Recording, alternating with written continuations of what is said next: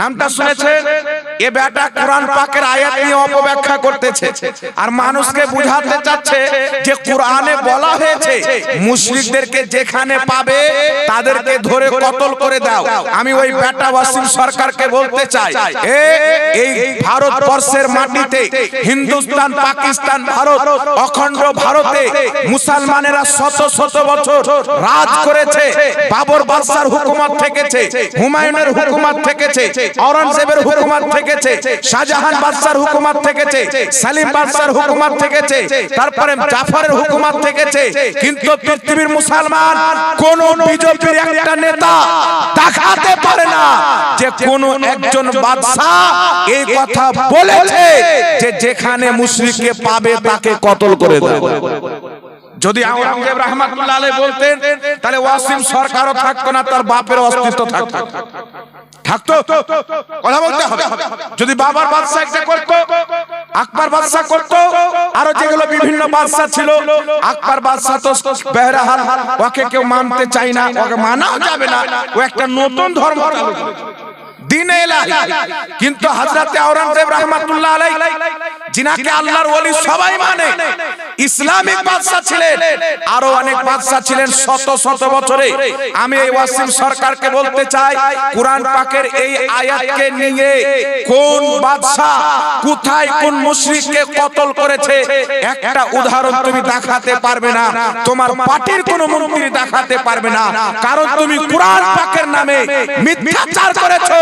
আর তোমাকে বলতে চাই, কুরআন হচ্ছে চাঁদের চাইতে বেশি আলো। কেউ যদি চাঁদের দিকে থুতু ফেলে, ওই থুতু তার মুখের উপরে পড়বে, চাঁদে গিয়ে পৌঁছাবে। তো যেই ব্যক্তি কোরআনের মধ্যে ভুল দেখতে চায় তার জন্মের মধ্যে ভুল প্রমাণ হয়।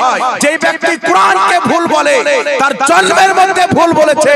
কোন হালাল জাদা কোরআন পাককে কোনদিন ভুল বলতে পারে না। যার জন্মের তরুণী আছে সেই একমাত্র কোরআন পাককে ভুল বলতে পারে। আর আমি এইরকম নাপাককে, এইরকম বেঈমানকে, এইরকম মুনাফিককে, এইরকম মুদ খানেওয়ালা, গরুর পেশাব পান করনেওয়ালাকে, গরুর লাত খানেওয়ালাকে, ওয়াসিম সরকারকে বলতে চাই, যদি তোমার হিম্মত থাকে, যদি তোমার দম থাকে, তোমাকে চ্যালেঞ্জ করে বলতেছি যে তুমি কোরআনের আয়াতের ব্যাখ্যা করেছো, এই ব্যাখ্যা যদি আমাদের পৃথিবীতে লক্ষ লক্ষ তাফসীরের কিতাব রয়েছে, একটা তাফসীরের মধ্যে দেখাতে পারো, তোমাকে 5 লক্ষ টাকা পুরস্কার দেব। তোমার যদি হিম্মত থাকে, মায়ের দুধ পান করে থাকো, তো আমাদের সাথে বসো, আমরা প্রমাণ করব তোমার ব্যাখ্যা হচ্ছে ভুল। ইসলাম কোনদিন কাউকে হত্যা করতে পারে না, ইসলাম হচ্ছে ভালোবাসার জায়গা। নবীর মোহাব্বতকে দেখে, রাসূলের প্রেমকে দেখে, রাসূলের মোহাব্বতকে দেখে, রাসূলের ভালোবাসাকে দেখে মক্কার মূর্তি পূজারা ইসলাম কবুল করেছে। চন্দ্রর পূজা করনেওয়ালা ইসলাম কবুল করেছে। খোদার ইজ্জতের কসম খেয়ে বলি, আমার নবী হাতে তলোয়ার উঠাননি, তবুও নবীর জন্য মানুষ নিজের গর্দানকে কাটাতে প্রস্তুত থেকেছেন। আমার আপনার নবী মুস্তাফা কোনদিন অস্ত্র নিয়ে কাউকে কতল করেনি। পৃথিবীর ইতিহাসে কুল কায়নাতের মাটিতে কেউ দেখাতে পারে না যে আমার নবী কোন একজন ব্যক্তিকে হত্যা করেছেন। কিন্তু নবী মুস্তাফার এত দিওয়ানা কোথায় পাওয়া যায়? পৃথিবীর মুসলমান হযরতে বেলাল হাবশিকে মক্কার মাটিতে বলা হচ্ছিল, তুমি লাত ও উজ্জার ইবাদত করো, আল্লাহর ইবাদত ছেড়ে দাও, মুহাম্মাদের দামানকে ছেড়ে দাও, তুমি যা চাইবে তোমাকে তাই দেওয়া হবে। হযরতে বেলালের শরীরের চামড়াকে জ্বালানো হয়েছিল, গরম বালিতে তিনাকে শুইয়ে দেওয়া হয়েছিল, কত রকমের কষ্ট দেওয়া হয়েছে। হযরতে বেলাল বলেছে, আরে যেই নবীর কলমা পড়েছি আমি জীবন দিতে পারি, সেই নবী পাকের দেওয়া ঈমান কোনদিন দিতে পারি না। ইতিহাস খুলেন পৃথিবীর মুসলমান। আর ওই ওয়াসিম সরকারকে বলতে চাই যে তুমি তো গরুর মুদ খেয়ে মানুষ হয়েছো, কোরআন পাকের ব্যাপারে কি বলবে? তোমার কাজ হচ্ছে গভীর ঘরে গিয়ে গোবর খাওয়া, তোমার কাজ হচ্ছে পেশাব পান করা। আরে পেশাব খানে वाला, পেশাব পান করনে वाला কুরআনকে বুঝতে পারবে না। কুরআনকে কারা বুঝবে? যারা মাদ্রাসায় তালরুটি খেয়ে মেহনত করে 10-15 বছর পড়াশোনা করে, তারাই কুরআন পাককে বুঝতে পারবে। ওর চেহারা দেখলে তো মনে হবে শয়তানের জায়গায় টয়লেট ওটাই তৈরি করা হয়েছে। ও চেহারাতে না কোনো নূর কি করে থাকবে? পেশাব পান করনে ওয়ালার কি করে নূর থাকতে পারে? আর আমাদের কোরআনের ভুল দেখতে আছে। তোমাদের কিতাবগুলো খুলো দেখো। আমরা কোন ধর্মকে টার্গেট করি না। খোদার কসম খেয়ে বলি, আমি কোনোদিন হিন্দু ধর্মের বিরুদ্ধে বলিনি, আমি কোনোদিন শিখ ধর্মের বিরুদ্ধে বলিনি। কারণ আমাদের ধর্ম কোন ধর্মের বিরুদ্ধে কথা বলতে অনুমতি দান করে না। কারণ ইসলাম সন্ত্রাসবাদীকে পছন্দ করে না, ঝগড়া লাগাকে পছন্দ করে না। ইসলাম তো ভালোবাসাকে পছন্দ করে, মহব্বতকে পছন্দ করে। তাই শত শত বছর এই ভারতবর্ষের মাটিতে হিন্দুদের সংখ্যা বেশি ছিল, কিন্তু রাজ মুসলমানের ছিল। এটা তলোয়ারের জোরে হয়নি, এই রাজত্ব মুসলমান মহব্বতের জোরে করে। দেখাকার কোন ধর্মের লোক দেখান একটা উদাহরণ যে পৃথিবীর মাটিতে কোন দেশে মুসলমানদের সংখ্যা বেশি আছে আর খ্রিস্টান রাজ করছে, বা খ্রিস্টানদের সংখ্যা বেশি আছে রাজত্ব মুসলমানের আছে। কিন্তু অখণ্ড ভারতে হিন্দু ভাইদের সংখ্যা বেশি ছিল। শাহজাহান বাদশাহ রাজ করেছে, হযরতে আওরঙ্গজেব রাহমাতুল্লাহ আলাইহি রাজ করেছে, তারপরে আপনার হুমায়ুন রাজ করেছে, বড় বড় বাদশারা শত শত বছর রাজ করেছে। আমি এটা বলতে চাই, মুসলিমদের শাসনকালে হিন্দুরা যতটুকু সুরক্ষিত ছিল, মোদির শাসনকালে ততটুকু সুরক্ষিত নাই। 20% মুসলমান, 30% মুসলমান, তাদের মুখ্যমন্ত্রী, তাদের আপনার প্রধানমন্ত্রী, তাদেরই সব। তারপরেও নাকি তারা ক্ষতিতে আছে, ভয়ে ভয়ে আছে, সুরক্ষিত নাই। মানুষকে বোকা কতদিন বানানো হবে? আমি ওই মূর্খ জাহিলকে বলতে চাই, যদি তুমি কোরআনকে বুঝতে চাও তো তুমি তো গরুর পেশাব পান করো, তুমি তো গোবর খানেওয়ালা লোক, তুমি বুঝতে পারবে না। তোমাকে ইতিহাসের পান্না খুলতে বলছি, খুলে পড়ো। লন্ডনের মাটিতে একজন বিশ্ববিখ্যাত বিজ্ঞান, যার নাম হচ্ছে ডক্টর মরিস। এই ডক্টর মরিস ফিরআউনের লাশকে নিয়ে গবেষণা করতে আরম্ভ করলো। যখন সে গবেষণা করতে লাগলো, তাকে কোন ব্যক্তি খবর দিল, যদি ফিরআউনের লাশের ব্যাপারে জানতে চাও মুসলমানদের কোরআন খুলে পড়ো। সঙ্গে সঙ্গে লন্ডনের মাটি থেকে আপনার হাওয়াই জাহাজে চলে গেল কোথায়? ইনি চলে গেলেন মিশরের মাটিতে। যখন মিশরের মাটিতে চলে গেলেন, আল্লাহু আকবার কবিরা, কোরআন পাককে খোলা হলো, আলিম উলমারা খুলে দিলেন। কোরআন পাক যখন পড়তে লাগলেন, আল্লাহ পাক কোরআনে বলছেন, আমি মুসা আলাইহিস সালামকে সমুদ্রের মাঝে রাস্তা দান করলাম, আর ফিরআউনদেরকে সমুদ্রকে মিলিয়ে দিয়ে মুসাকে পার করে ফিরআউনকে ডুবিয়ে দিলাম। আর তার লাশ আমি কিয়ামত পর্যন্ত রেখে দিলাম। না মাটি খেতে পারবে, না হাওয়া নষ্ট করতে পারবে। কিয়ামত পর্যন্ত আমি আল্লাহ ইবাদতের জন্য তার লাশকে রেখে দিয়েছি।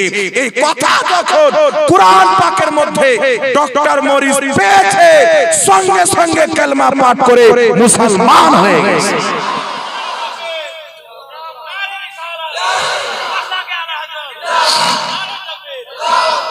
তো তুমি তো পেশাব খানেওয়ালা, মুসলমানদেরকে গালি না দিলে তোমার এমএলএ গিরি টিকবে না। মুসলমানের বিরুদ্ধে কথা না বলে, ষড়যন্ত্র না করে তোমার পেটের ভাত লোভবে না। আল্লাহর শুকরিয়া আদায় করো, তোমাদের ভগবানের তুমি শুকরিয়া আদায় করো যে আমাদেরকে গালি দিলে তোমার পেটের ভাত জমে। আর এই কুরআন পাকের উপর আঙ্গুল তুলে বলছে, কুরআন পাকের প্রতি আঙ্গুল তুলছে। বাবা, এ বাবা শুনেন, এ ওয়াসিম সরকার কি এদের বড় বড় বাপ ছিল মক্কার মাটিতে, কুরআন পাকের মতো একটা আয়াত তৈরি করতে পারে? আজ পর্যন্ত পারেনি, আর কিয়ামত পর্যন্ত পারবে না। কারণ এই পবিত্র কুরআন বারবার প্রমাণ হয়েছে পৃথিবীর কোন মানুষের তৈরি করা কালাম নয়।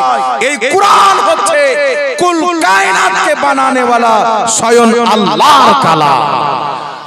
আর আমার আল্লাহ পাক বলেছেন, যালিকাল কিতাবু লা রাইবা ফি, এই পবিত্র কুরআন এমন একটি কিতাব যার মধ্যে কোনো সন্দেহের অবকাশ নাই, কোনো সন্দেহ নাই। এই জন্য পৃথিবীর মুসলমান যে জ্ঞানী গুণী ব্যক্তি এই কোরআনকে রিসার্চ করেছে, কালেমা পাঠ করে মুসলমান হয়ে গেছে। কিন্তু গোবরখোর মুখখোর তো বুঝবে না, ওর পেটে তো নোংরা জিনিস ভরা আছে, ও কি করে কোরআন বুঝবে? যদি কোরআন পাকের সেই আয়াতের যেই ব্যাখ্যা তুমি করছো, কোরআন তো তোমার বাবার কিতাব নাই যে তুমি যেমন ব্যাখ্যা করবে তেমন ব্যাখ্যা হবে।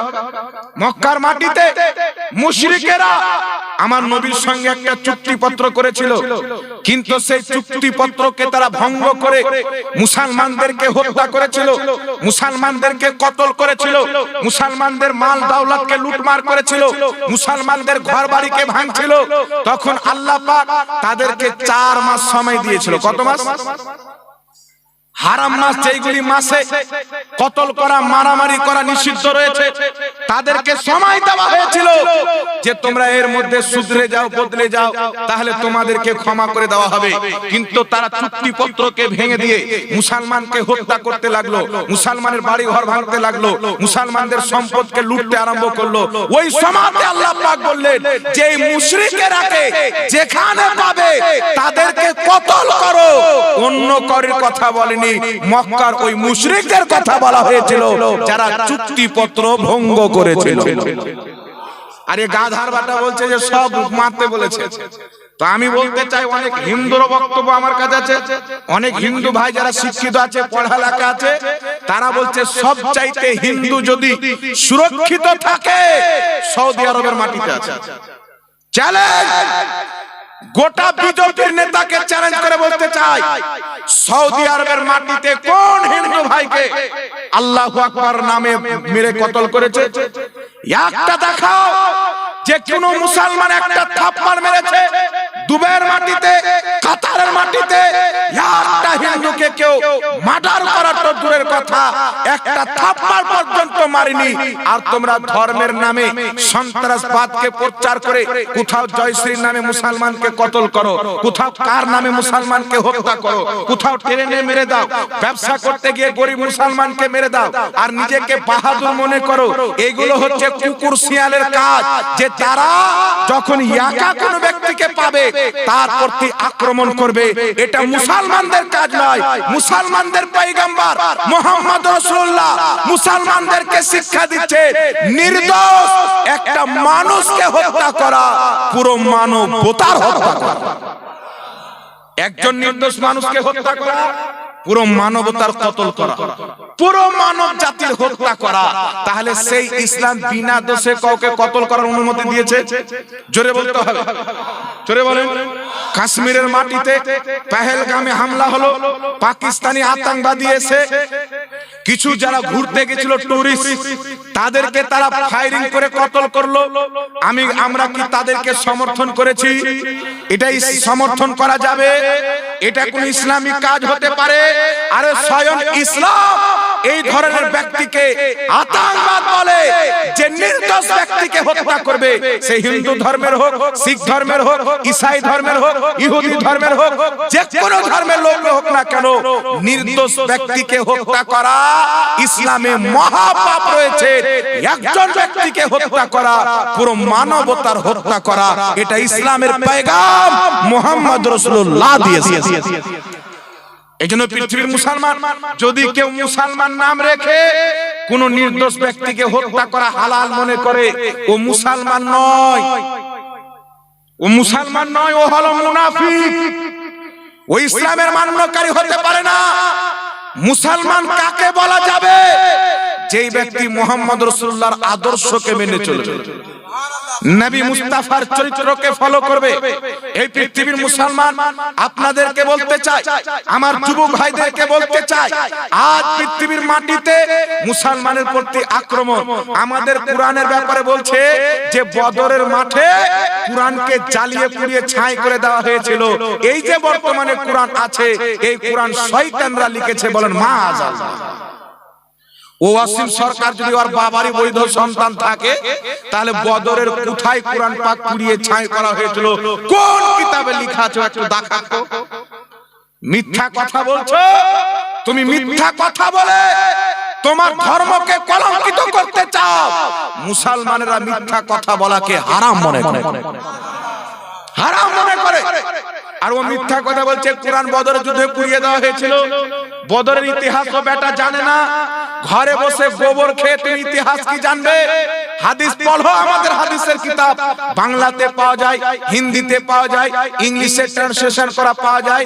একবার পড়ে দেখো, ওই বদরের মাটিতে 313 জন সাহাবী একদিকে, 1000 কাফির একদিকে, আমার নবী মুস্তাফা 313 জন সাহাবীকে 1000 কাফিরের মোকাবেলাতে বদরের প্রান্তরে নামিয়ে খোদার কাছে দোয়া করেছিলেন, খোদা এই 313 জন যদি বিজয় না হতে পারে, জমিনে আল্লাহ বলনেওয়ালা কেউ থাকবে না, তোমার ইবাদত হবে না। আল্লাহ পাক ফেরেশতাকে পাঠিয়ে 313 জন সাহাবীর পক্ষে ফেরেশতারা যুদ্ধ করেছে, ইসলামের পতাকাকে আল্লাহ পাক বালান করে দিয়েছেন, বল সুবহানাল্লাহ। তো 313 জন সাহাবী আর হাজারো ফেরেশতা কোথায়? বদরের মাটিতে 1000 কাফিরের ধ্বজা উড়িয়ে দিচ্ছেন, আর এই বেটা বলছে বদরে কুরআন জ্বালিয়ে দেওয়া হয়েছিল। যে জ্বালাচ্ছিল ও বাস্তব, এই কথা বলে ও বাস্তব, এটা নতুন নয় বিরাদর ইসলাম।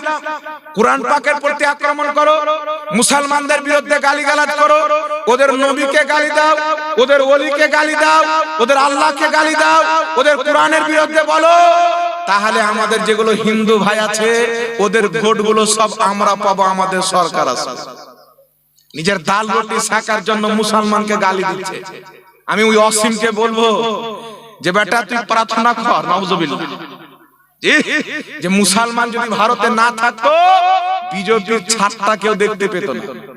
এই মুসলমানকে কোষে কোষে গালি দিয়ে, মুখ খারাপ করে, বিভিন্ন রকমের ভাষা দিয়ে দেশের গাদ্দার বলে মুসলমানকে বলছে দেশের গাদ্দার। এই জাহিলকে বলতে চাই ভারতবর্ষের আজাদির জন্য সবচাইতে বেশি যারা রক্তদান করে জীবন দিয়েছে তারা সবচাইতে বেশি মুসলমান ছিল।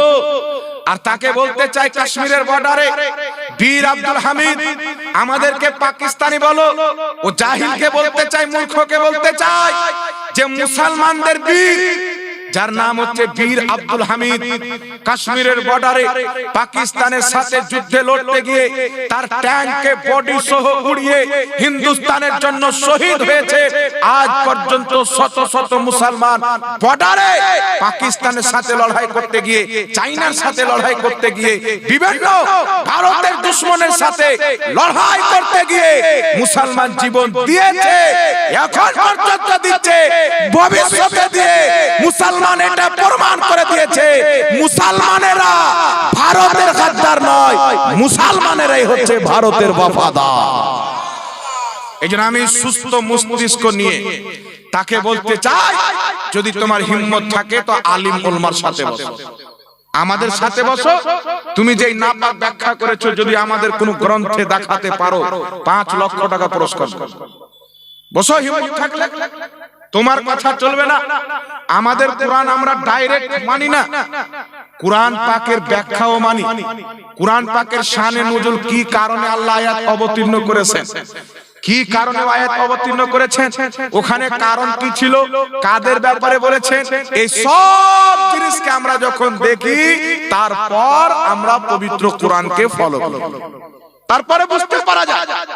ডাইরেক্ট অর্থ নিয়ে কেউ হাতে তলোয়ার উঠিয়ে নিবে, অস্ত্র উঠিয়ে নিবে, এটা আজ পর্যন্ত হয়নি, ভবিষ্যতেও হবে না। আমি সরকারকে বলতে চাই, বিভিন্ন থানাতে, আপনার জলপাইগুড়ির মাটিতে কারান্তি বলকে আমাদের সুন্নি কমিটি, নবী প্রেমিক সুন্নি কমিটিরা তার নামে এফআইআর করেছেন। বাংলার বিখ্যাত মুনাজির মুফতি জুবাইর হোসেন সাহেব কিবলা তিনিও তিনার থানাতে এফআইআর করেছেন। হাজারো থানাতে তার বিপক্ষে এফআইআর করা হয়েছে। আমরা সবাই এক বাক্যে ভারত সরকারকে বলতে চাই, এই ওয়াসিম সরকারের মুখে লাগাম লাগিয়ে তাকে জেলে বন্দী করে শাস্তি দেওয়া হোক, কারণ সেই সংবিধানের বিরুদ্ধে কথা বলেছে, তার শাস্তি হচ্ছে জেলখানা, অবিলম্বে তাকে অ্যারেস্ট করতে হবে। বলেন ওয়াসিম সরকারকে অ্যারেস্ট করতে হবে, ওয়াসিম সরকারকে জোরে বলেন, ওয়াসিম সরকারকে অ্যারেস্ট করতে হবে কি হবে না? এই জন্য আমি বলতে চাই বাবা, ভয় পাওয়ার কিছু নাই। আমরা মুসলমান, আমরা ইমানদার, চিরকাল আমাদের দুশমন থেকেছে। আল্লাহ কুরআন মক্কাতে অবতীর্ণ করেছেন, মদিনাতে অবতীর্ণ করেছেন, কোথায়? নবী মুস্তাফার সিনাতে। মুসলমান কোরআনকে আল্লাহর কালাম মনে করে, নবীর কাছে শুনে, নবীর কাছে শুনে। মুসলমান আল্লাহকে বিশ্বাস করে নবীর কাছে শুনে। আমাকে একজন ব্যক্তি জিজ্ঞাসা করেছিল, আল্লাহ আছে এটা আপনি প্রমাণ করতে পারবেন? আমি বললাম, প্রমাণ করার দরকার কি আছে? আমরা তো বিনা প্রমাণে মানি আল্লাহ এক, বিনা দলিলে মানি। আমাকে দলিল দেওয়ার দরকার নাই। আমাকে আল্লাহ সৃষ্টি করেছেন, আমাকে জবান দিয়েছেন, আমাকে হাত পাও দিয়েছেন, নবীর উম্মত বানিয়েছেন, পৃথিবীতে পাঠিয়েছেন, এটাই তো আল্লাহর সবচেয়ে বড় দলিল। যদি আল্লাহ না হতো তো জিন্দেগি কে দিত? যদি আল্লাহ না হতেন তাহলে মওত কে দিতেন? যদি আল্লাহ না হতেন তাহলে জবানের শক্তি কে দিত? চোখের জ্যোতি কে দিত? কানে শোনার শক্তি কে দিত? পায়ে চলার শক্তি কে দিত? তো ওই মুলহিদ যারা যারা আল্লাহকে অস্বীকার করে, তাদের সাথে যদি কথা হয় তাকে একটাই উত্তর দিতে হবে, আমরা বিনা দলিলে বিশ্বাস করি আমাদের আল্লাহ আছে। আর তুমিও বিশ্বাস করবে যখন তোমার নাস কেটে দেওয়া হবে, যখন তোমাকে মওত আসবে, তখন তুমি বিশ্বাস করবে যে খোদা আছে। আর অবশ্যই এটা মুসলমানদের পোক্তা ঈমান রয়েছে, আমাদের আল্লাহ অবশ্যই আছে। এ আছে কিনা জোরে বলেন, আল্লাহ আছে কিনা?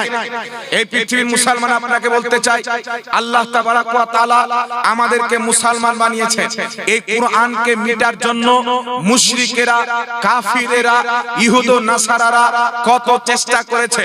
আবু জেহেল মক্কায় পুরো হিম্মত লাগিয়ে দিয়েছে, ইসলাম মক্কাতে অবতীর্ণ হয়েছে, কোরআন মক্কা থেকে যেন বাইরে না যায়, মদিনাতে যখন চলে গেল মদিনা থেকে যেন বাইরে না যায়। কিন্তু পৃথিবীর মুসলমান এই পবিত্র কোরআন যদি কাগজের মাধ্যমে পৃথিবীতে আসতো, কাগজকে জ্বালিয়ে দেওয়া হতো। যদি কিতাবী রূপে আসতো, কিতাবকে জ্বালিয়ে দেওয়া হতো। কিন্তু আল্লাহ পাকের কুদরত দেখেন, সারা পৃথিবীতে সবচাইতে বেশি যেই কিতাবকে মুখস্থ করা হয়, ওই কিতাবের নাম হচ্ছে আল কোরআন। আরো তো ধর্ম আছে, আছে না নাই বাবা? খ্রিস্টান ধর্ম আছে, ইহুদি আছে, হিন্দু ধর্ম আছে। গোটা ভারতবর্ষে চেক করেন, হিন্দু ভাইদের ধর্মের যে কিতাব আছে, ঋগ্বেদ বা সামবেদ বা যজুর্বেদ, এইগুলো তাদের যে কিতাব আছে বা গীতা, এই সম্পূর্ণ গীতা কটা লোকের মুখস্থ আছে? ওদের পণ্ডিতেরও মুখস্থ নয়।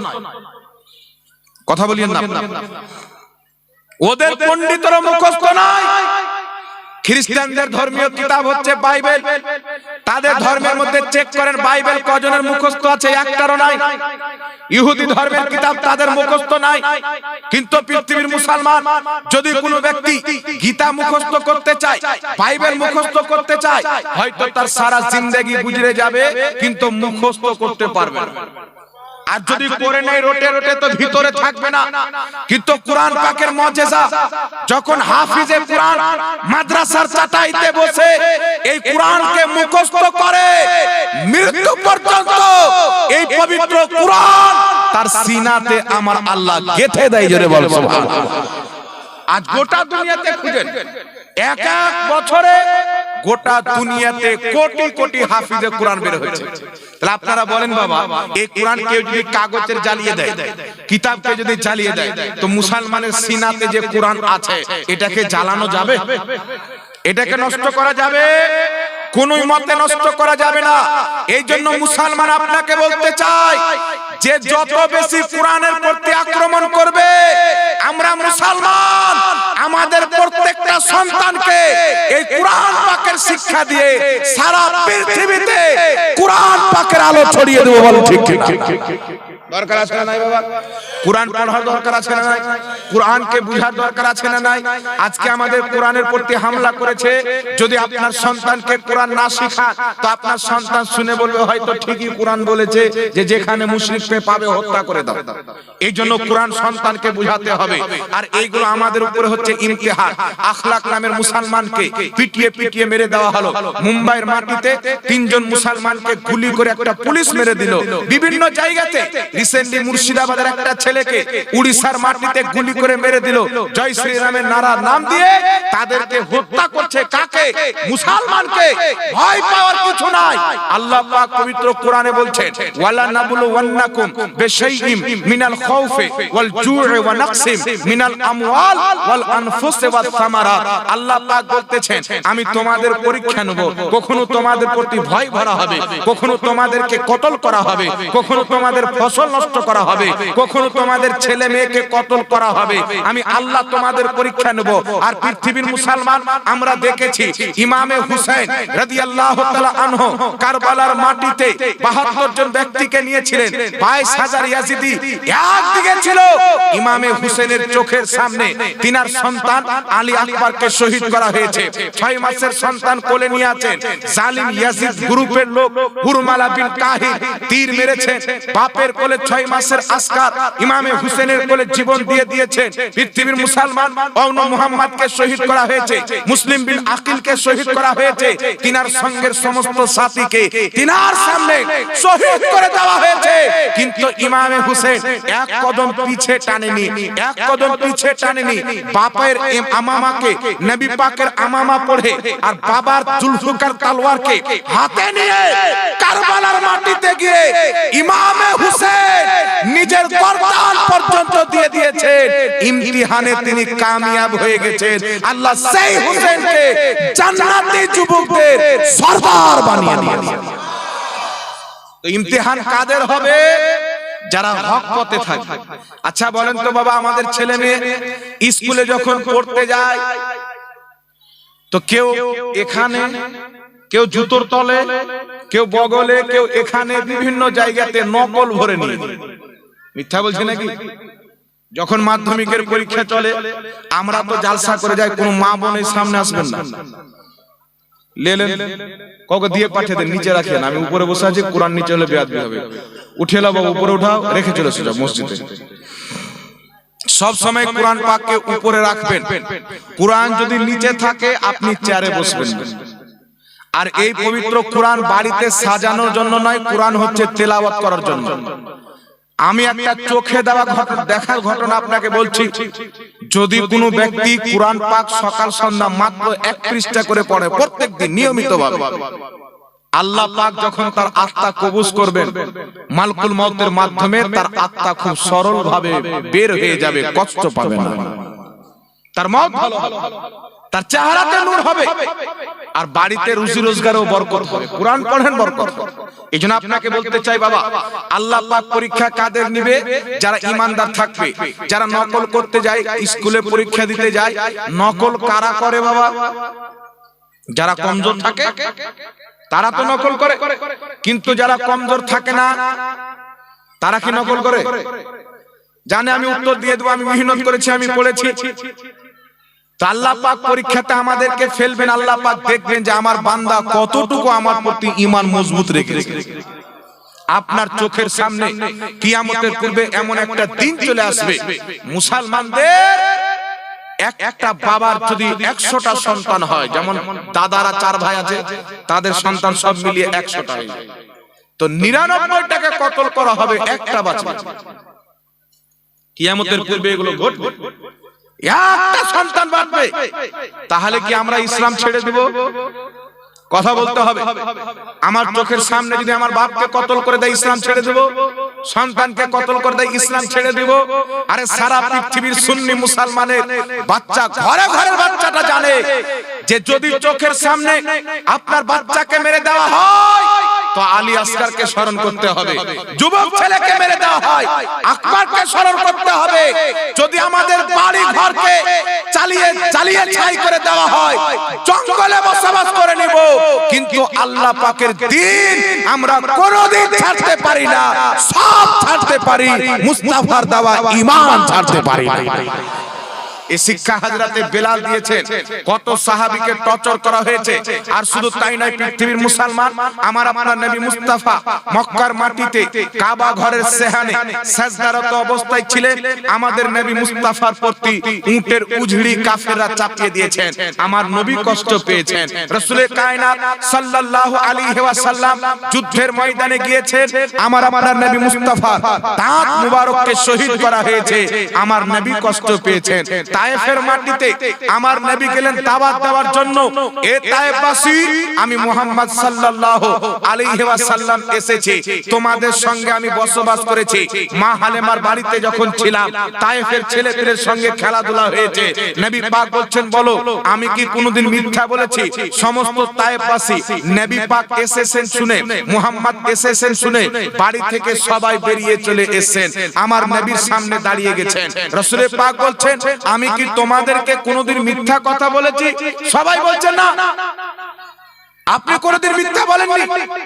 রাসূল পাক সাল্লাল্লাহু আলাইহি সাল্লাম বলছেন, এখন যদি আমি তোমাদেরকে বলি এই পাহাড়ের পিছন দিকে ডাকু আসতেছে, ডাকু, যেই ডাকু তোমাদের প্রতি আক্রমণ করবে, তোমাদের মালকে ছিনতাই করে নেবে, তোমরা কি বিশ্বাস করবে? সমস্ত তায়েফবাসী বলেছিল, আমরা অবশ্যই বিশ্বাস করব, কারণ তুমি কোনোদিন মিথ্যা বলনি আর মিথ্যা বলবে না, এটা আমাদের বিশ্বাস আছে। নবী পাক সাল্লাল্লাহু আলাইহি সাল্লাম বললেন, এই তায়েফের মানুষ, এই সত্য কথাটাও তোমরা মেনে নাও, আমি হচ্ছে আল্লাহ পাকের নবী, লা ইলাহা ইল্লাল্লাহ মুহাম্মাদুর রাসূলুল্লাহ পাঠ করেন। রাসূল পাক যখন এই কথা বললেন, তায়েফের বাচ্চা, বুড়া, জওয়ান, ছেলে মেয়ে সব আমার নবীকে এক বাক্যে সত্যবাদী বলে জানতো। নবী পাক যখন নবুয়তের দাওয়াত দিলেন, ইসলামের দাওয়াত দিলেন, তাওহীদ মানার কথা বললেন, রিসালাত মানার কথা বললেন, ওই তায়েফের মানুষ, বাচ্চা, জওয়ান সব নিজের হাতে পাথর নিয়ে আমার আপনার নবীর দিকে নিক্ষেপ করতে আরম্ভ করল। চতুর্দিক থেকে রাসূলের পাককে পাথর মারা হলো। আল্লাহর নবীর শরীর দিয়ে রক্ত বেরিয়ে, রক্তগলা চুইয়ে চুইয়ে পায়ের জুতাতে এসে লোড হয়ে গেল। আমার নবী কত কষ্ট পেয়েছে। জিবরিল আমিন এসে বলছেন, ইয়া রাসূলুল্লাহ, আপনি যদি অনুমতি দেন আমি দুটো পাহাড়কে ছাঁটিয়ে দিব, তায়েফকে ধ্বংস করে দিব। রাসূলের পাক বলেছিলেন, না, এরা আজকে আমাকে পাথর নিয়ে মারছে, কালকে এরাই আমার কলমা পড়ে ইসলামের জন্য নিজের জীবন কুরবান করবে, এরাই আমার কালমা পাঠ করবে। সারা পৃথিবীর লোক দেখেছে, তায়েফের মাটি সহ গোটা আরবে মুহাম্মদ রাসূলুল্লাহর নামের পতাকা উত্তোলন হয়েছে। তো আমার নবীকে কষ্ট করতে হয়েছে, নবী পাকের শরীর দিয়ে রক্ত বের করা হয়েছে, নবীর খানদানকে কারবালার মাটিতে শহীদ করা হয়েছে, হযরতে আলীকে শহীদ করা হয়েছে, হযরতে উসমানকে শহীদ করা হয়েছে। এই পৃথিবীর মুসলমান সাহাবায়ে কেরাম ইসলামের জন্য জীবন দিয়েছে।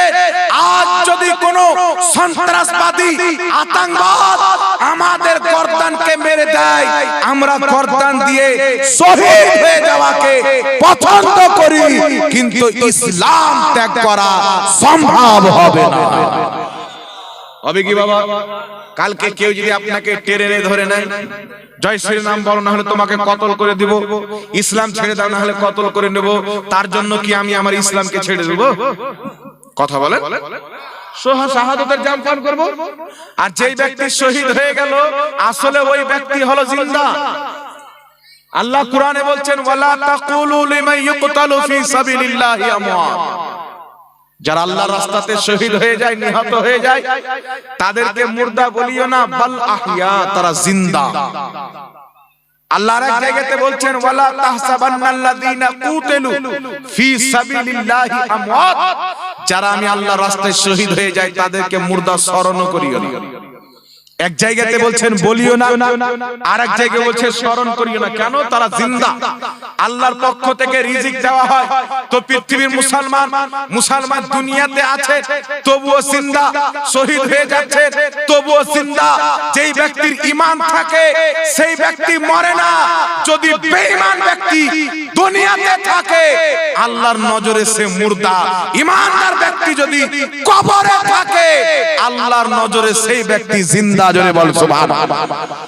জিন্দেগি আর মওত হাকিকতে ঈমানের নাম। ঈমানের নাম যে আল্লাহ রাসূলের প্রতি বিশ্বাস স্থাপন করেছে, ঈমান এনেছে, আসলে সেই ব্যক্তি হচ্ছে জিন্দা, দুনিয়াতে হোক বা নিজের মাজারে হোক। আর যারা আল্লাহর সঙ্গে গাদ্দারি করেছে, নবী পাক কাফিরদেরকে দাওয়াত দিচ্ছে, আল্লাহ বলছেন হাবিব তুমি এই মুর্দাকে শোনাতে পারো না। দাওয়াত দিচ্ছেন নবী কাফিরকে ইসলাম কবুল করো, ওই কাফির খাওয়া দাওয়া করছে, চলাফেরা করতেছে, কথা বলতেছে, আল্লাহ বলছেন হাবিব তুমি মুর্দাকে শোনাতে পারো না। কাকে মুর্দা বলছেন বাবা? কাফিরকে মুর্দা বলছে। কারণ যে রাসূলের পাকের দাওয়াত শুনে ওই ঈমান আনেনি, তার চাইতে নিকৃষ্ট মুর্দার কেউ হতেই পারে। আর যারা ঈমান এনেছে, আমিরে হামজা বলেন, ইমামে হুসেন বলেন, লক্ষ লক্ষ সাহাবী, তাদেরকে কোরআন পাক জিন্দা বলেছেন যারা আল্লাহর রাস্তাতে শহীদ হয়েছে। তো জিন্দেগি কার জন্য? যেই ব্যক্তি নিজের জীবনকে আল্লাহর জন্য, রাসূলের জন্য বিলিয়ে দিল, আসল জিন্দেগি তো আল্লাহ তাকে দান করবে। জান্নাতে যাবে, এক একটা জান্নাত এই দুনিয়ার মতো হাজারো দুনিয়াকে যদি জান্নাতে ভরে দেওয়া হয় তো জান্নাতের একটা কোণা পর্যন্ত ফুল হবে না। সেই জান্নাত আপনাকে খোদা দান করবে। কেন দান করবে? কবে দান করবে? যখন আপনি নিজেকে নবী মুস্তাফা সচ্চা পাক্কা গোলাম বানিয়ে নেবেন, নবীর আদর্শকে ফলো করে চলবেন, তখনই আল্লাহ পাক আপনার জন্য জান্নাতের বাগানকে সাজিয়ে দিবেন। এইজন্য আপনাকে বলতে চাই যুবক ভাইরা, আজ বর্তমানে দেখতে পাওয়া যায় যুবক ভাইরা লটারি কাটতে ব্যস্ত হয়ে গেছে, লুডু খেলতে ব্যস্ত, ভলিবল খেলতে ব্যস্ত, ক্রিকেট খেলতে ব্যস্ত, বিভিন্ন খেলা তারা খেলে। আমি বলতে চাই কিছু যুবক আবার দাড়ি রাখে, তো তারা চেক করে শাহরুখ খান কেমন করে দাড়ি রেখেছে, বাচ্চান কেমন করে দাঁড়িয়ে রেখেছে, বিরাট কোহলি কেমন করে দাঁড়িয়ে রেখেছে। একে নবীর তরিকা পছন্দ নয়, এইগুলো লোকের তরিকা পছন্দ আছে। জি, যারা পর মহিলার সঙ্গে ডান্স করে, যাদের ইজ্জতের কোনো দাম নাই, তাদের নকল করা বাদ দেন, নবী পাককে ফলো করেন। খোদার কসম খেয়ে বলি, যদি আপনি যাররা থাকে নবীকে ফলো করেন, আল্লাহ আপনাকে আসমান বানিয়ে দিবেন। বলেন হযরতে বেলাল রাদিয়াল্লাহু তাআলা আনহু নামটা শুনেছেন? বাচ্চা বাচ্চা পর্যন্ত জানে।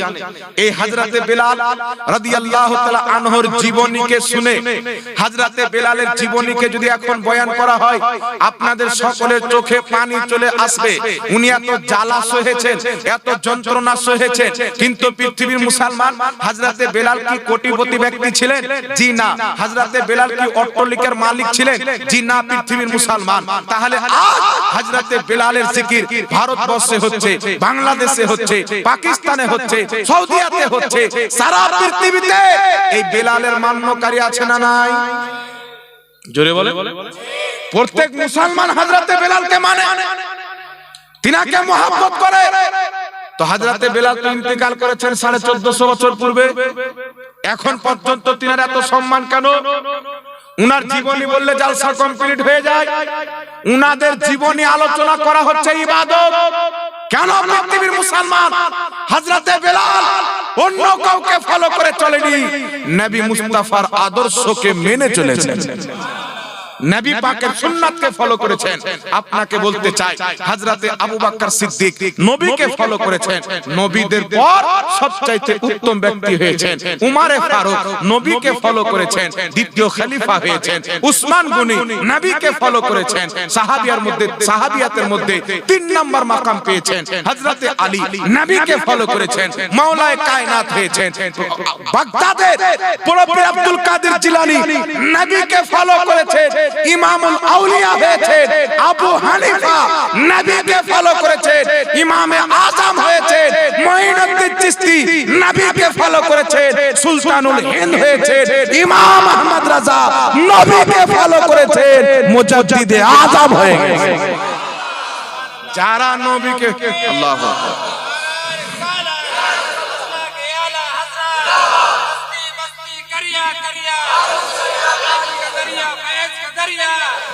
যারা রাসূলের পাককে ফলো করেছেন, উনার আদর্শকে মেনে চলেছেন, দিল্লিতে চলে যান, নিজামউদ্দিন আউলিয়ার দরবার চমকিছে, কারণ নবীকে ফলো করেছেন। সলমান খানকে ফলো করনে वाला, शाहरुख खान के फॉलो करने वाला, क्रिकेटार्स के फॉलो करने वाला, फुटबलार्स के फॉलो करने वाला কত ছিল দুনিয়াতে বাবা। আর কবর দেখতে পাওয়া যাবে, ওর আত্মা শেষ, ও বেটাও শেষ। কিন্তু আমার নবীকে যারা ফলো করেছেন, আজমিরের খাজা মঈনুদ্দিন চিশতি প্রত্যেকদিন হাজারো লাখো ভিড় জমা থাকে। নিজামউদ্দিন আউলিয়ার দরবারে হাজারো ভিড় জমা থাকে।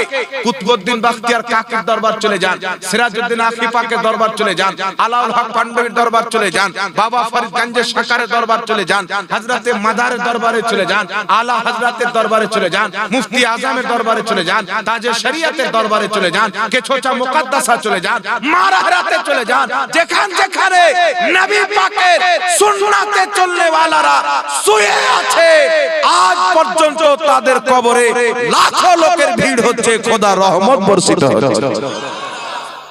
কিন্তু আপনি একটা দেখান তো বাবা, যে অমুক ব্যক্তি অমুককে ফলো করেছিল, এখন পর্যন্ত তার চিহ্ন বাকি আছে। এখন যদি আপনাদেরকে জিজ্ঞাসা করি বাবা, যে সর্বপ্রথম যেই ব্যক্তি প্লেন তৈরি করেছিল, এয়ার প্লেন, হাওয়াই জাহাজ, তার নামটা বলেন তো? কেউ জানেন না মনে হয়। জানেন কেউ বাবা? দরকারই নাই ওর নাম কেন রাখো মনে। কিন্তু যদি আপনাদেরকে জিজ্ঞাসা করা হয় কারবালাতে কে শহীদ হয়েছিলেন, সবাই বলবেন ইমামে হোসেন। নাকি বড় পীরের নাম কি? সবাই বলবেন গৌসে আজম। হিন্দুস্তানের সবচাইতে বড় ওলি কে? সবাই বলবেন খাজা মঈনুদ্দিন চিশতি।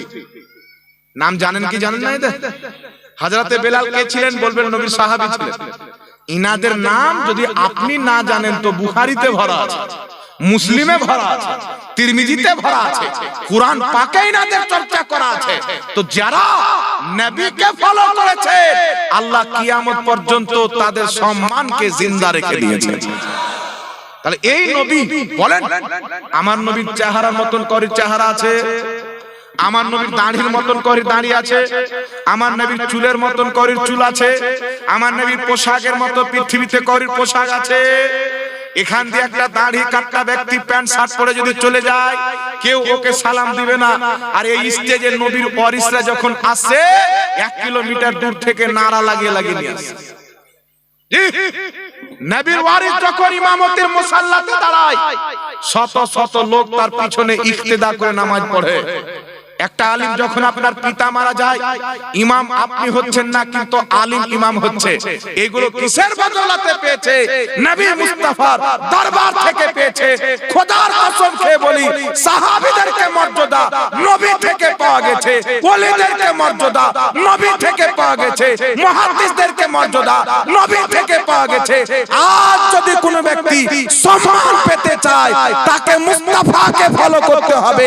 যে নবীকে ফলো করবে, সেই ব্যক্তি সম্মানিত হয়ে যাবে। কিন্তু আমাদের সমাজ কি হয়েছে বাবা? একটা লোককে যদি জিজ্ঞাসা করা হয়, আমার নবী খাওয়ার পূর্বে কি করতেন? আমরা যে ভাত খাই কি খান না? এদিকে লোক ভাত খায়। আমি তো শুনেছিলাম উত্তর দিনাজপুরের লোক না খেয়ে থাকে। খাই তো, সব দিকের লোক ভাত খায়। তো এখন যদি আপনাকে জিজ্ঞাসা করি যে খাবার পূর্বে কোন কোন পদ্ধতি কি করতে হবে, কেমন করে খেতে বসবেন, তা আপনি বলতে পারবেন না। নবীর জন্য জীবন তো দিয়ে দিবেন, কিন্তু নবীর সুন্নাতের খবর নাই। খাবার পরে কি বলতে হবে, পানি খেলে কেমন করে খেতে হবে, পান করতে হবে, পানি যদি পান করেন এটারও খবর নাই। আছে কি? কেন নাই? রাস্তাতে আমার নবী কিভাবে চলতো, এটাও আমার আপনার জানা নাই। দুর্ভাগ্য ছাড়া কি হতে পারে? আমাদের এলাকার লোক, আমাদের মুসলিম সমাজ নবী পাককে ভুলে গিয়ে কাদেরকে স্মরণ করতে লেগেছে বাবা? ক্রিকেটার। এখন যদি জিজ্ঞাসা করা হয় কোন ফিল্মের নাম যদি বলে দেন যে অমুক ফিল্মের নাম কি, তো এখানে অনেক ছেলেপিলে আছে বলে দিবে। কে তৈরি করেছে ফিল্মটা, ওর মানে কি বলে বলো, হিরো কে, হিরোইন কে, সব বলে দিবে। আর আমাদের সমাজের লোককে যদি জিজ্ঞাসা করেন যে পানি পান করার সুন্নাত পদ্ধতি, নবীর সুন্নাত কটা রয়েছে, কেউ বলতে পারবে না। তাহলে বলেন তো বাবা, আমাদের প্রতি মার পড়বে কি পড়বে না? আল্লাহর আযাব আসবে কি আসবে না? খাজা মঈনুদ্দিন চিশতি রাহমাতুল্লাহ আলাইহি এই রজব মাসের 6 তারিখে এই 2 দিন পূর্বে 3 দিন পূর্বে তিনার উরুস হলো। এইজন্য তিনার নামটা আমি বক্তব্যের মধ্যে অ্যাড করে দিচ্ছি। এই খাজা মঈনুদ্দিন চিশতি রাহমাতুল্লাহ আলাইহি যখন ভারতবর্ষের মাটিতে আসলেন, উনার আদর্শকে দেখে, উনার চরিত্র ব্যবহারকে দেখে মানুষ কালেমা পড়ে মুসলমান হতে থাকে। দিনের দিন তিনার দল ভারী হতে আছে। পৃথিবীর রাজ বাদশা রাজস্থানের মাটিতে চিন্তা করলো, এই লোকটা যদি থাকে এ তো নিজেই বাদশা হয়ে যাবে, আমার গদ্দি তো চলে যাবে, একে তাড়াও। সবাই তার দিন কবুল করে নেয়, আমাদের ধর্মকে ত্যাগ করে দেয়। সেই ব্যক্তি কি করলো? পৃথিবীর রাজ বাদশা ওই যুগের সবচাইতে বড় জাদুঘর ভারতবর্ষের জয়পাল জাদুঘর, তাকে ডাকলো। ডাকার পর বলছে মঈনুদ্দিন চিশতিকে এখান থেকে তাড়াতে হবে, তাকে মেরে দাও। সুপারি দিয়ে দিল। বাবা শুনেন, সে জয়পাল জাদুঘর নিজের জাদুই শক্তিতে একটা বিরাট পাহাড়ের অংশকে উঠিয়ে, পাথরকে উঠিয়ে খাজা মঈনুদ্দিন চিশতির দিকে চালিয়ে দিল। যে পাহাড় তাদের উপরে পড়ে যাবে, তারা ইন্তিকাল করবে। হযরতে খাজা মঈনুদ্দিন চিশতি দেখছেন মুরিদরা এদিকে আছেন হয়রান। খাজা মঈনুদ্দিন চিশতি রাহমাতুল্লাহ আলাইহি একটা দাগ টানলেন। দাগ টানার পরে বলছে, আমার মুরিদ তোমরা এই দাগের ভিতরে চলে এসো, ইনশাআল্লাহ আল্লাহ আমাদের হিফাজত করবে। সারা পৃথিবী সাক্ষী আছেন মুসলমান, বাচ্চা জানে গোটা রাস্তা পাথর এসে ওই দাগের কাছে এসে অটোমেটিক আটকে গেল। এটা আল্লাহ আটকালো কেন? যেই ব্যক্তি আল্লাহর কাজ করে আল্লাহ পাক গায়েব থেকে তার সাহায্য করে। বদরের প্রান্তরে হাজারো ফেরেশতাকে আল্লাহ পাঠিয়ে দিলেন, মঈনুদ্দিন চিশতির আল্লাহ পাক হেফাজত করে নিলেন, তারও সহযোগিতা করে দিলেন। এই পৃথিবীর মুসলমান আজকে সারা দুনিয়াতে মুসলমানকে লাঞ্ছিত করা হচ্ছে, বদনাম করা হচ্ছে, শহীদ করা হচ্ছে। গায়েব থেকে সহযোগিতা আসছে না কেন? আমরা গুনাহতে লিপ্ত হয়ে গেছি, পাপে লিপ্ত হয়ে গেছি। আমরা নবীর আদর্শকে জানি না। সালমান খান কটা ফিল্ম বানিয়েছে, এটা আমরা বাচ্চাকে শিখিয়েছি। আমার নবী মুস্তাফা নামাজের কটা ফরজ শিক্ষা দিয়েছেন, এটা আমাদের বাচ্চাকে শিখায়নি। কোন লোকমা হারাম হবে, কোন ইনকাম হালাল হবে, এই শিক্ষা আমাদের সন্তানকে দিনি। কোন ব্যক্তি রাস্তায় চলতে চলতে, বেটা তুমি যদি টাকা পড়ে পাও সেই টাকাটা কি করতে হবে, এই শিক্ষা আমরা সন্তানকে দিনি। যদি টাকা পড়ে পাই, বাপেরও লোভ হয়ে যায়, বেটারও লোভ হয়ে যায়। কিন্তু আমার নবী আলাদা শিক্ষা দিয়েছেন, তুমি টাকা পড়ে পেলে এলাকাতে এলান করে দাও, কার টাকা আছে তাকে ফিরিয়ে দাও। কিন্তু আমাদের মধ্যে তো রাসূল পাকের শরণ নাই, নবী পাকের সুন্নাত নাই। আজ যদি মুসলমান রাসূল পাকের সুন্নাতকে ফলো করে, খোদার কসম খেয়ে বলি আজ পর্যন্ত মুসলমানের মাথা আল্লাহ উঁচু করে দেবে, কেউ তাদের সামনে পারবে না। এইজন্য আমি আপনাদেরকে বলতে চাই, বাবা আমরা তো অনেক গুনাহতে লিপ্ত হয়েছি, মুসলমানদের নামাজের খবর নাই, মসজিদের খবর খুব আছে। একটা এলাকাতে গিয়েছিলাম, এদিকে জলপাইগুড়ির দিকে, তো একটা মসজিদে ইমাম সাহেব একটা লোককে মূর্খ বলে দিয়েছিল, তো ওই একা একটা মসজিদ বানিয়ে দিয়েছে।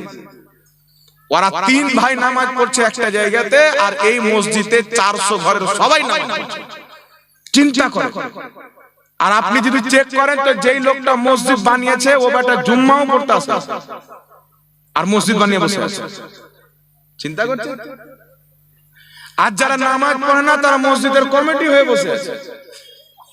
দেখবেন শত শত জায়গাতে নামাজ পড়ে না মসজিদের সভাপতি, নামাজ পড়ে না মসজিদের সেক্রেটারি, নামাজ পড়ে না মসজিদের ক্যাশিয়ার। লজ্জা তো নিজেকে থাকা উচিত যে আমি নামাজ পড়ি না, তো এই জায়গাতে আমি কেমন করে কমিটির দায়িত্ব পালন করব? যেই ব্যক্তি নামাজ পড়ে না তার কমিটি হওয়া হালাল না হারাম? আমি বলছি হারাম, রেকর্ডিং করেন, পৃথিবীর যে কোনো আলেমকে জিজ্ঞাসা করেন। কিন্তু এদেরকে যদি আবার কমিটি না রাখেন, বাবা আরেকটা মসজিদ হয়ে যেতে পারে, বা আরো কোনো সমস্যা হয়ে যেতে পারে, বা ইমাম সাহেবকে বাদ দিয়ে দিতে পারে। এই হচ্ছে সমস্যা। এখন মসজিদের ইমাম যদি হক কথা বলে দেয়, কমিটি বলে একে ভাগাতে হবে যেমন করে হবে। মানে ইমাম সাহেবের মুখে তালা মারতে চাচ্ছে। কিছু কিছু জায়গার লোক তো আছে, হুজুর হাদিস কোরআনের কথা বলিয়ে না, আমাদের সমাজে যেটা চলছে ওটা বলে। তাহলে হাদিস কোরআন যদি না মানো তো তুমি মসজিদ কেন বানালে না? কি বলেন বাবা? কথা আমার বুঝতে পারছেন কি পারছেন? এ খারাপ লাগছে? জোরে বলেন খারাপ লাগছে? হক কথা পড়া হবে, এটা তো বাস্তব কথা। আল্লাহ বুঝার তৌফিক দান করুক। আচ্ছা বলেন তো বাবা, আমাদের কোরআনের মধ্যে কি কোনো ভুল আছে? নবীর মধ্যে, আমাদের নবীর মধ্যে ভুল আছে? এইবার আমি আপনাকে একটা কথা বলছি।